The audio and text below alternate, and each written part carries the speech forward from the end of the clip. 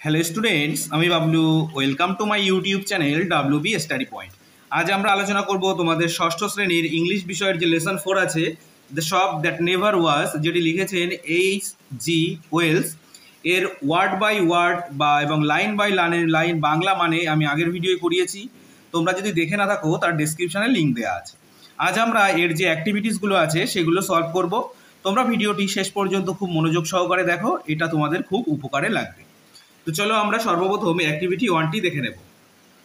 তো দেখো, অ্যাক্টিভিটি 1-এ বলেছে rearrange the following sentences in the correct order and put the number in the given boxes, one is done for you. অর্থাৎ এখানে যে সেন্টেন্সগুলো দেওয়া আছে এর সঠিক ক্রম অনুযায়ী সাজাতে হবে। এখানে উল্টো করে দেওয়া আছে বা সঠিক ক্রম অনুযায়ী দেওয়া নেই, সেটা তোমাদের সঠিক ক্রম অনুযায়ী সাজাতে হবে।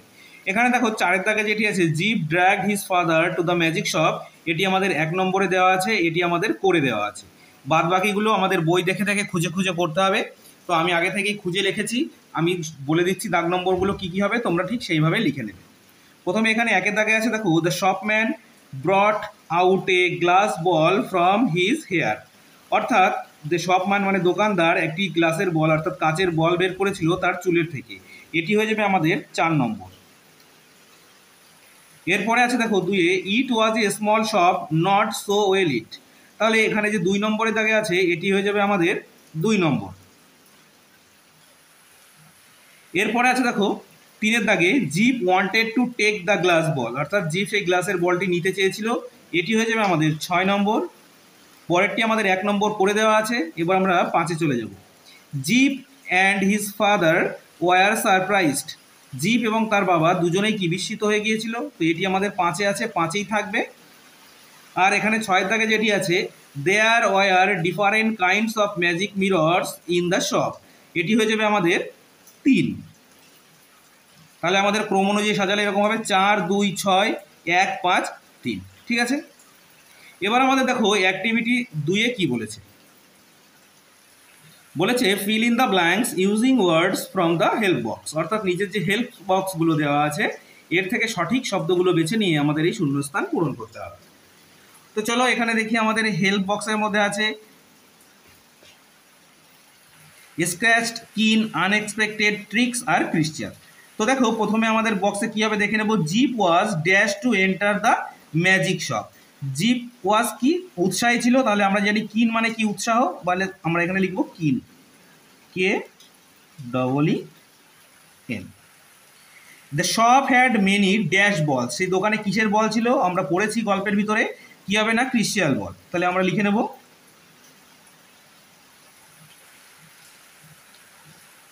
তারপরের লাইনে আছে দেখো, Gip's father wanted to buy some dash for his son. কি কিনতে চেয়েছিল জিপের বাবা, না ট্রিক্স।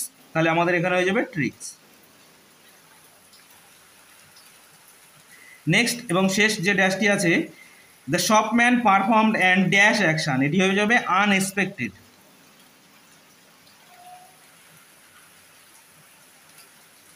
আনএক্সপেক্টেড, তাহলে আনএক্সপেক্টেড অ্যাকশন পারফর্মস করেছিল, সেটির জন্য আমরা এখানে লিখে নেব আনএক্সপেক্টেড। ক্লিয়ার। এবার চলো অ্যাক্টিভিটি 3-এর একটি কোশ্চেন দেওয়া আছে, এটি আমরা একটু দেখে নিই।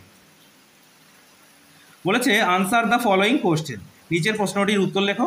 Why did Zip find the shopman's palm blank. অর্থাৎ জিপ কেন সেই দোকানদারের তালুটি খালি রেখেছিল। যখন দোকানদার ম্যাজিক দেখিয়েছিল তখন কি সেই ম্যাজিকের মাধ্যমে সে ভ্যানিশ করে দিয়েছিল, সেই জন্য কি দোকানদারের যে হাতের তালু ছিল সেটি কি ফাঁকা ছিল। তো সেই কথাটাই আমাদের একটু গুছিয়ে লিখতে হবে।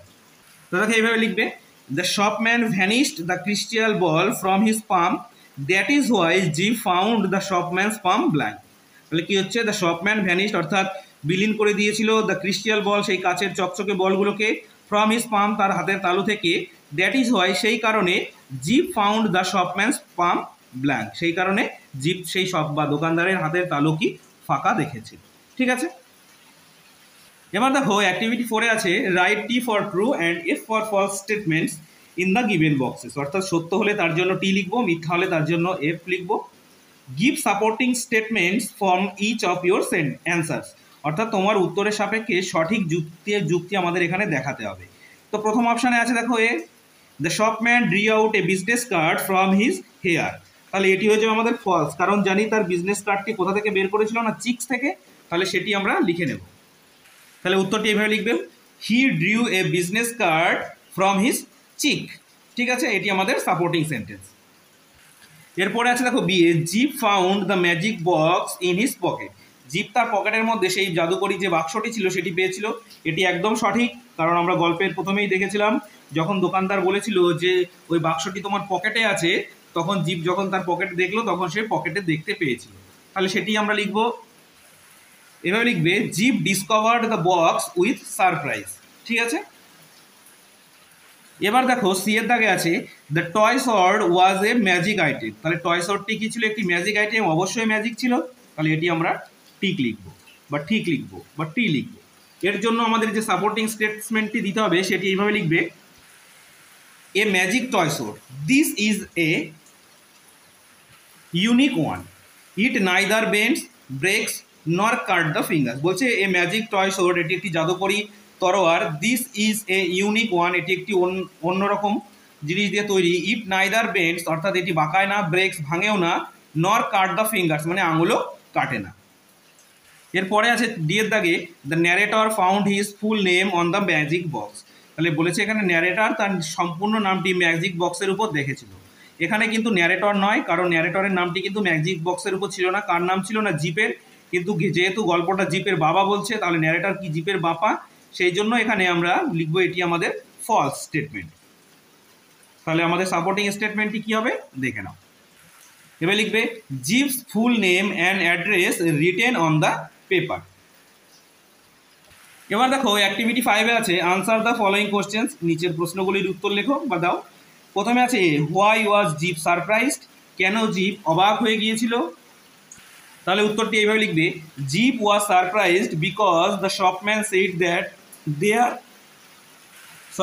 দেয়ার was a magic box in his pocket and Zip discover it there. তাহলে কি, জিপ ওয়াজ সারপ্রাইজ মানে বিস্মিত হয়ে গিয়েছিল বা অবাক হয়ে গিয়েছিল, কারণ দ্য শপম্যান সেড দোকানদার বলেছিল that there was a magic box তোমার পকেট ইন হিজ পকেট, তোমার পকেটের মধ্যে বা তার পকেটের মধ্যে একটি জাদুকরি বাক্স আছে। অ্যান্ড জিপ ডিসকভার্ড ইট দেয়ার, এবং জিপ সেখানেই সেটি দেখতে পেয়েছিল, সেই কারণে কি জিপ অবাক হয়ে গিয়েছিল। নেক্সট কোশ্চেনটি দেখো আছে BA, why did the narrator fail to find out the cost of the magic items. তাহলে কেন যে লেখক ছিলেন তিনি সেই জিনিসপত্রের দামগুলো খুঁজে পেতে অসমর্থ হচ্ছিলেন? তাহলে আনসারটা এইভাবে লিখবে, the narrator failed to find out the cost of the magic items because the shopman did not pay attention to the narrator's question about the cost of the magic items. তাহলে কি হচ্ছে, দ্য ন্যারেটর ফেইল মানে narrator fail হয়েছিলেন বা বিফল হয়েছিল to find out the cost অর্থাৎ দামগুলো খুঁজে পেতে অফ দ্য ম্যাজিক আইটেম সেই সমস্ত জাদুকরি দ্রব্যের, বিকজ মানে কারণ দ্য শপম্যান দোকানদার ডিড নট পে অ্যাটেনশন মানে তার দিকে কোনো রকমই নজর দিচ্ছিল না, টু দ্য ন্যারেটরের দিকে বা ন্যারেটরের যে কোশ্চেন্স আছে তার দিকে, about the cost of the magic items অর্থাৎ সেই সমস্ত ম্যাজিক আইটেমের যে দামগুলো ছিল সেইগুলো যখন ন্যারেটর জিজ্ঞাসা করছিলেন, কিন্তু তার দিকে দোকানদার কোনো রকমই ভ্রুক্ষেপ করছিলেন না। এবারে সি আছে, what items did the shopman show to Gip. তাহলে দোকানদার জিপকে কোন কোন জিনিসগুলো দেখিয়েছিলেন? তাহলে উত্তরটি এইভাবে লিখবে, the shopman showed to Gip a magic toy sword, magic train, clockwork and a box of soldier that all came alive when one said a magic word. তাহলে দোকানদার কি করেছিল, জিপকে কি কি দেখিয়েছিল? টয় সোর্ড মানে খেলনা যে তরবারি আছে সেটা, ম্যাজিক ট্রেন একটি জাদুকরি ট্রেন যেটা বাষ্প ছাড়াই চলে, ক্লক ওয়ার্ক এবং একটি ক্লক ওয়ার্ক এবং এই বক্স অফ সোলজার মানে এক বাক্স সৈন্যদেরও দেখিয়েছিল, যারা কি জেগে উঠবে যখন কেউ একটা জাদুকরি শব্দ বলবে।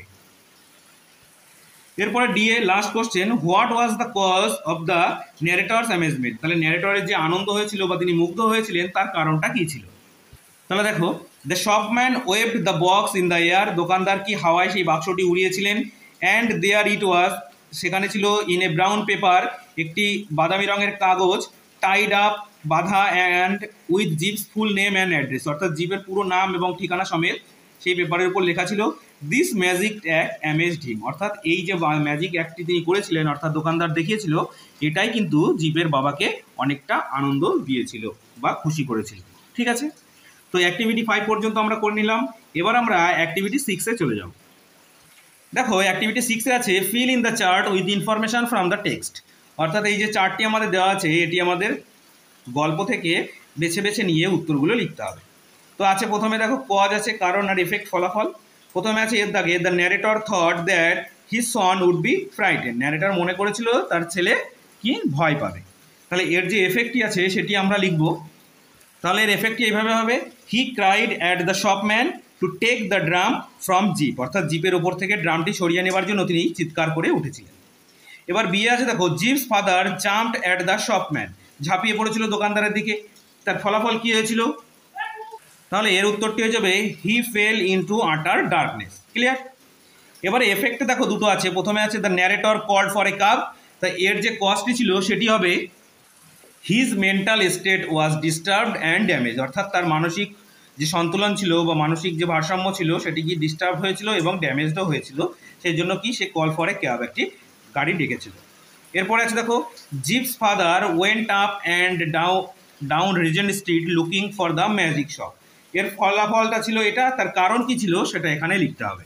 তাহলে দেখো কারণটি ছিল, he was looking for the shop as he had not paid for the items. অর্থাৎ তিনি সেই দোকানটিকে খুঁজছিলেন, কারণ কি, যার জন্য তিনি যে জিনিসপত্রগুলো জিপের হাতে দিয়েছিল যে 4টে প্যাকেটের মধ্যে করে, সেই সমস্ত জিনিসের তিনি দাম দেননি। সেই জন্য কি তার ফলাফল ছিল Gip father went up and down, সেখানে প্রায়শই যাতায়াত করতেন রিজেন্ট স্ট্রিট, সেই রিজেন্ট স্ট্রিটে looking for the magic shop, সেই জাদুকরি দোকানটি খোঁজার জন্য। ক্লিয়ার? এবার দেখো অ্যাক্টিভিটি 7-এ কিছু কোশ্চেন দেওয়া আছে, তার উত্তর আমাদের লিখতে হবে। তো আছে প্রথমে দেখো আছে, what did the shopman do with the drum. অর্থাৎ দোকানদার সেই ড্রাম দিয়ে কি করেছিলেন। তো চলো উত্তরটি খাতায় দেখে নেওয়া যাক। তো দেখো প্রথম উত্তরটি এভাবে লিখবে, the shopman held a big drum in his hand. অর্থাৎ দোকানদার একটি বড় ড্রাম তার হাতে তুলেছিলেন। Then he made Zip stand on a stool. একটি স্টুলের উপর জিপকে দাঁড় করিয়েছিলেন। And put the big drum over Zip. অর্থাৎ জিপের ওপরে সেই বড় ড্রামটি চাপিয়ে দিয়েছিলেন। এবার দেখো বিয়ে আছে, why did the narrator think that his son would be frightened. কেন ন্যারেটর ভেবেছিলেন বা লেখক ভেবেছিলেন তার ছেলে ভয় পেতে পারে। তো দেখো আনসারটি, দ্য ন্যারেটর থট, লেখক মনে করেছিলেন, his son would be frightened, তার ছেলে হয়তো ভয় পেতে পারে। বিকজ, কারণ, the shopman had put a big drum, দোকানদার একটা বড় ড্রাম চাপিয়েছিলেন ওভার জিপ, অর্থাৎ জিপের উপর। And the darkness inside the drum would frighten his son, এবং সেই ড্রামের ভেতরে যে অন্ধকার পরিস্থিতি তৈরি হবে তার জন্য তার ছেলে হয়তো ভয় পেতে পারে, তিনি এটা ভেবেছিলেন। সি আছে, where did the narrator again find his son. কোথায় লেখক তার ছেলেকে আবার খুঁজে পেয়েছিলেন। উত্তরটি দেখো, the narrator again found his son in Regent street A yard away from him. তাহলে তার ছেলেকে কোথায় খুঁজে পেয়েছিলেন না রিজেন্ট স্ট্রিটে 1 গজ দূরে তার থেকে। ঠিক আছে। Next DA, what was the mental state of the narrator. অর্থাৎ ন্যারেটর বা লেখকের মানসিক অবস্থা বা মানসিক পরিস্থিতি কেমন ছিল। তো দেখো আনসারটি, ফর এ সেকেন্ড, এক সেকেন্ডের জন্য, হি ওয়াজ অ্যাট এ লস, তিনি হারিয়ে গিয়েছিলেন। He was disturbed and damaged, his mental state was not normal. তার মানসিক পরিস্থিতি ভালো ছিল না, তার মেন্টাল স্টেট কি ডিস্টার্ব হয়েছিল, অর্থাৎ ছন্ন বিছন্ন হয়েছিল এবং ড্যামেজড এবং আঘাতপ্রাপ্ত হয়েছিল। ঠিক আছে। তো এটা ছিল আমাদের অ্যাক্টিভিটি 7-এর যে কোশ্চেন আনসারগুলো ছিল সেগুলো আমরা করিয়ে দিলাম। এরপরে অ্যাক্টিভিটি 8 এবং 9-এ কিছু গ্রামারের পার্ট দেওয়া আছে, সেগুলো আমরা সলভ করব। দেখো অ্যাক্টিভিটি 8 আছে, fill in the blanks with appropriate articles. Article দিয়ে আমাদের শূন্যস্থান পূরণ করতে হবে। তো আমরা সবাই জানি আর্টিকেল কোনগুলো আছে, এ, অ্যান আর দি, এগুলোকে আমাদের আর্টিকেল বলে। এ কোথায় বসে, অ্যান কোথায় বসে, দি এর ব্যবহার নিশ্চয়ই তোমরা জানো। জেনে না থাকলে আমার ভিডিও ডেসক্রিপশানে অন্য ভিডিও লিঙ্ক দেওয়া আছে, সেখানে গিয়েও তোমরা দেখে নিতে পারবে কোথায় এ, কোথায় অ্যান এবং কোথায় দি বসে। এগুলো নিয়ে আমি আগেই ভিডিও তৈরি করেছি। তো চলো প্রথমে আছে দেখো এর দাগে, last week I saw dash one day cricket match between India and Australia. Last week অর্থাৎ গত সপ্তাহে আমি দেখেছিলাম একটি একদিবসীয় ক্রিকেট প্রতিযোগিতা, যেটা ভারত এবং অস্ট্রেলিয়ার মধ্যে সংগঠিত হয়েছিল। দেখো এখানে আমরা জানি সাধারণত কোনো ওয়ার্ডের আগে যদি ভাওয়েল থাকে তাহলে তার আগে আমরা সর্বদা অ্যান বসাই। কিন্তু যখন আমরা সেই ভাওয়েলের উচ্চারণ যদি সেই ভাওয়েলের মতন হয়, অর্থাৎ ওয়ার মতন যদি উচ্চারণ হয়ে থাকে, তাহলে কিন্তু সেটিকে আমরা ভাওয়েল থাকলেও তার আগে আমরা অ্যান বসাতে পারি না। তার আগে কি বসাতে হয়, তার জন্য আমাদের এ বসাতে হয়। এগুলো একটি ব্যতিক্রম। ঠিক আছে। তাহলে এখানে হলো এ, কারণ এই দেখো এই ওর উচ্চারণ ওয়ার মতন হচ্ছে, ওয়ান। ঠিক আছে। এরপরে আছে B, there is dash university in our district. There is a university, আমাদের এখানে বিশ্ববিদ্যালয় আছে আমাদের জেলায়। তাহলে দেখো এখানে ইউনিভার্সিটির ইউ কিন্তু ইউ এর মতনই উচ্চারণ হচ্ছে, কারণ ইউনিভার্সিটি অর্থাৎ যখন ইউ এর উচ্চারণ ইউ এর মতন হয় তখন সেটি ভাওয়েল হওয়া সত্ত্বেও তার আগে কিন্তু আমরা অ্যান লিখতে পারি না, তার আগে আমরা কি লিখব, এটিও একটি ব্যতিক্রম। এরপরে আছে CA, Brutus is dash honourable man. তো দেখো এখানে অনারেবল কিন্তু আমরা হনারেবল উচ্চারণ করি না, আমরা উচ্চারণ করি কি অনারেবল। তো দেখো এখানে এইচ এর উচ্চারণ হচ্ছে না, কারণ এইচটা উজ্জ্ব থেকে যাচ্ছে, আমাদের উচ্চারণটি হচ্ছে কোথা থেকে, এখান থেকে। সেই জন্য এখানে যেহেতু ভাওয়েল আছে তার জন্য আমাদের এখানে কি বসাতে হবে না, অ্যান বসাতে হবে। দেখো এখানে কনসোন্যান্ট অর্থাৎ এইচ কিন্তু কনসোন্যান্ট হওয়া সত্ত্বেও যেহেতু আমাদের এখানে এইচ এর উচ্চারণ হচ্ছে না, যেহেতু আমাদের ওর উচ্চারণটি হচ্ছে সেই জন্য আমরা ও যেহেতু ভাওয়েল সেই জন্য আমরা এখানে অ্যান লিখব। এরপরে আছে দেখো ডি এর দাগে, she arrive dash hour late. তো দেখো এখানে আমরা কিন্তু হাওয়ার বলি না কখনোই, আমরা কি বলি, আওয়ার লেট। সেই জন্য এখানেও কিন্তু আমাদের অ্যান হবে, কারণ এখানে দেখো ওর উচ্চারণ হচ্ছে, এইচ এর উচ্চারণ হচ্ছে না। তাহলে আমাদের এখানে যে চারটে আর্টিকেল দেওয়া আছে, চারটে আর্টিকেলই কিন্তু আমাদের একটু অন্যরকম আর্টিকেলের থেকে ব্যতিক্রম। সেই জন্য প্রথমটাই এ, দ্বিতীয়টায় এ, তৃতীয়টায় বি, অ্যান, এবং চতুর্থটায় হচ্ছে আমাদের অ্যান। ওকে, এবার দেখবো আমরা অ্যাক্টিভিটি 9-এ আমাদের কিছু মেক সেন্টেন্স করতে বলা হয়েছে। এখানে দেখো বলেছে মেক্স মিনিংফুল সেন্টেন্সেস, অর্থাৎ অর্থযুক্ত বাক্য বানাতে হবে আমাদের, অর্থাৎ তার নির্দিষ্ট একটা মানে থাকবে, আমরা যেমন তেমন কিন্তু ওয়ার্ড সেন্টেন্স তৈরি করতে পারবো না। Of your own with the following words, অর্থাৎ এই নিচের যে ওয়ার্ডগুলো আছে এইগুলো দিয়ে। প্রথম আছে প্রিভেন্ট, পরে আছে ডিসঅ্যাপিয়ার্ড, পরে আছে স্টেয়ার্ড, আর একটা আছে পার্সেল। তো চলো এগুলো আমি খাতায় লিখে নিয়েছি, তোমরা সেখানে ভালো করে লক্ষ্য করো। তো প্রথমটি আছে দেখো প্রিভেন্ট, মানে প্রতিহত করে বা রক্ষা করে। তো আমরা এইভাবে লিখবো, this vaccine will prevent malaria. বলছে এই যে ভ্যাকসিনটি আছে এটি কি ম্যালেরিয়া রোগের প্রতিরোধক বা প্রতিষেধক। এরপরে আছে ডিসঅ্যাপিয়ার্ড, অর্থাৎ বিলীন হয়ে যাওয়া। হি ডিসঅ্যাপিয়ার্ড রাইট বিফোর হার আইস, সে অদৃশ্য হয়ে গেছে। ডিসঅ্যাপিয়ার্ড মানে অদৃশ্য হয়ে যাওয়া, সে অদৃশ্য হয়ে গিয়েছিল রাইট বিফোর হিজ আইস, তার চোখের সামনে থেকে। ঠিক আছে, এরপরে আছে স্টেয়ার্ড মানে তাকিয়ে থাকা। তন্ময় স্টেয়ার্ড অ্যাট রাহুল, তন্ময় রাহুলের দিকে তাকিয়েছিল। তারপরে আছে পার্সেল, মানে কোনো দ্রব্যকে যখন কোনো কিছুর মধ্যে আটকে দেওয়া হয় তখন সেটাকে পার্সেল বলে। সে আমরা লিখবো, she undid the string round the parcel, অর্থাৎ সে সেই পার্সেলের চারিদিকে বা পার্সেলটিকে দড়ি দিয়ে বাঁধতে ভুলে গিয়েছিল, বা সে দড়ি দিয়ে বাঁধেনি। ঠিক আছে, তো দেখো আমাদের অ্যাক্টিভিটি 9 এটিও কমপ্লিট হয়ে গেল। এবার অ্যাক্টিভিটি 9B আমরা দেখে নেব। তো দেখো 9-এর বিয়ে আছে find word from the text, অর্থাৎ আমাদের যে অনুচ্ছেদটি দেওয়া ছিল সেখান থেকে খুঁজতে হবে which are similar in meaning to the following, অর্থাৎ এর যে নিয়ারেস্ট মিনিং যাকে বলা হচ্ছে একই রকম মানে থাকবে সেরকম ওয়ার্ড আমাদের খুঁজে পাশে লিখতে হবে। প্রথমটি আছে দেখো ফ্রাইটেন, ফ্রাইটেন মানে জানি আমরা ভয় পাওয়া, তো এখানে আমরা লিখবো স্কেয়ার্ড। এরপরে আছে দেখো অ্যাট এ পার্টিকুলার মোমেন্ট, কোনো একটি মুহূর্ত মানে বিশেষ মুহূর্তের জন্য, তো আমরা এখানে লিখবো instant.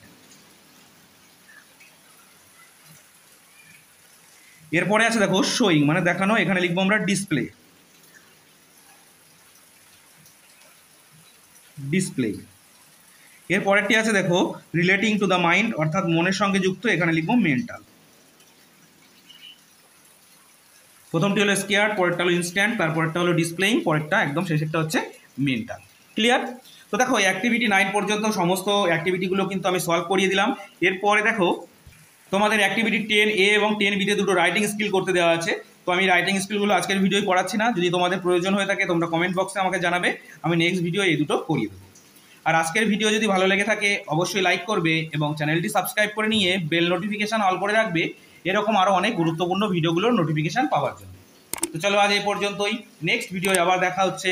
Thank you for watching.